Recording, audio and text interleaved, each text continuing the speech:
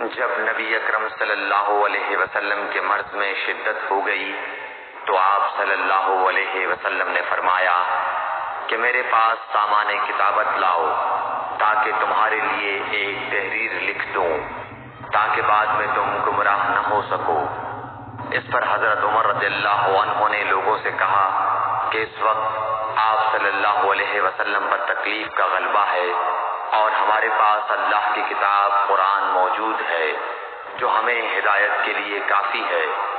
اس پر لوگوں کی رائے مختلف ہو گئی اور شور و غل زیادہ ہونے لگا۔ آپ صلی اللہ علیہ وسلم نے فرمایا، میرے پاس سے اٹھ کھڑے ہو، میرے پاس جھگڑنا ٹھیک نہیں۔ اس پر ابن عباس رضی اللہ عنہ یہ کہتے ہوئے نکل گئے کہ بے شک مصیبت بڑی سخت مصیبت ہے، وہ چیز جو ہمارے اور رسول کے اور آپ کی تحریر کے درمیان حائل ہو گئی۔ صحیح بخاری حدیث نمبر 114۔